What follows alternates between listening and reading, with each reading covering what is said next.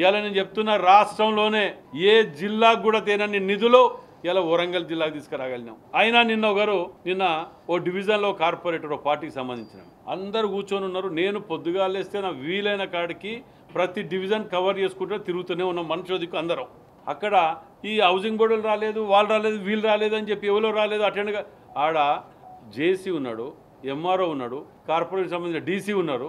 అడిగిన దానికి జవాబు చెప్పడానికి, రాని వాళ్ళకు ఫామ్ ఇవ్వటానికి, వచ్చిన వాళ్ళకు లిస్టు చెప్పడానికి అన్నీ ఉండగా ఏమి తోయట్లేదు. ఏదో ఒకటి చెయ్యాలి అంటే గంత దిగజారిన బతుకు అవసరమా రాజకీయంగా? మీరు 10 ఏళ్ళు ఎట్లా నరకం చూపించారు పేదోనికి. మీరు కేవలం పార్టీలో ఉన్న తొత్తులకే ఇచ్చిండ్రు. మేము గతంలో కూడా మీరు గమనించండి, నేను ఇదివరకు కూడా చెప్పిన, ఇదివరకు ఒకరు చచ్చిపోతే ఇంకొకరికి ఇచ్చేది ఇల్లు, ఇదివరకు ఒకరు చచ్చిపోతే ఒకరికి ఇచ్చేది పెన్షన్.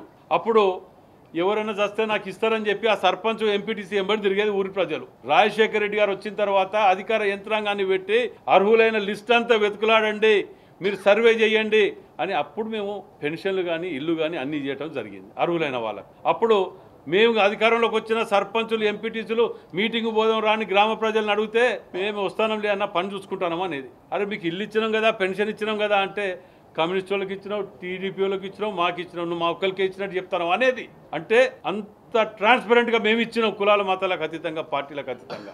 నేను హెచ్చరిస్తాను, అది నేను స్ట్రైట్ అవే చెప్తున్నా. బిడ్డా మీరు చెయ్యని దానికి గనుక చేసుకుంటూ పోతే తోళ్లు తీసాడ కట్టేస్తాం మీరు అనుకుంటారు. మీరు ఆ చిన్న పిల్లల ఆ పేద బతుకులను ఆగం చేస్తున్నారు రోడ్డు మీద పడేసి. ఇక్కడ ఎక్కడ జరిగినా, ఎక్కడ గ్రామ సభలా ఎవరు మీకు కావాల్సింది ఏంది అడగండి. మేము జవాబు చెప్పకపోతే మేము బాధ్యత వహించి జిమ్మెదారు తీసుకుంటాం. మీకు ఇవ్వకపోతే చెప్పండి, జిమ్మెదారు తీసుకుంటాం.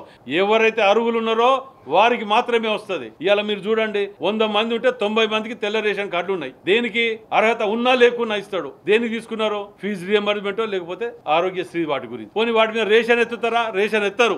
ఆ కార్డుల మీద రేషన్ల షాపులలో ఎత్తి లారీలలో బయటికి తరలిస్తా అంటే గవర్నమెంట్కి ఎంత నష్టం వస్తుంది. వాటి టైట్ చేయాలనే ఆలోచనతో కూడా కొన్నిటిని సవరించాలి, లేకపోతే వాటికి వస్తేది. మీరు చేసిన పాపాలు, మీరు చేసిన అప్పులకు నేను మళ్ళా చెప్తున్నా, ఇవాళ చరిత్రలో మిగిలిపోయే విధంగా 183 కోట్ల రూపాయలు కార్పొరేషన్ తీసుకురాగలిగినాం మేము. మీరు 50 కోట్ల కొబ్బరికాయలు కొట్టిన 1 కోటికి ఉంటే నిల్వ ఉంటే వాటన్నిటి పాపాలకి ఇలా 100 కోట్ల అప్పులు కడతాను. ఇలా మేము అందరం కలిసి వాటిని పట్టుకొచ్చి వాటి ఫైల్ ఎంబట్టి మేము ఇంట్లో మా సొంత ఇల్లు ఫైల్ కట్టుకుంటే తిరగలే కావచ్చు. సెక్రటరియట్ చుట్టూ ఆడ తిరుగుతున్నాం. అట్లా గెలిచిన తెల్లారికెళ్ళి ప్రజల్లో ఉండి మేము తిరుగుతున్నాం. మీరు రెచ్చగొట్టేది మీరు చెప్పుకోవడానికి ఓపెన్ గా మీ అందరి సమక్షంలో ప్రెస్ మీట్ పెడదాం, మేము పాల్గొంటాం. ప్రతిపక్షంలో ఉన్నప్పుడు చెప్పినా ఇప్పుడు కూడా చెప్తానా, అభివృద్ధి మీద చర్చకి ఎవరు వస్తారో రమ్మని చెప్పండి, రమ్మని మేము మాట్లాడతాం. మేము వస్తా, ఒక్కదానికి మీరు జవాబు చెప్పినా మేము ముక్కునే రసాడికి వెళ్ళిపోతాం. మేము అడిగిన దానికి మీరు చెప్పగలుగుతారు రండి చూద్దాం.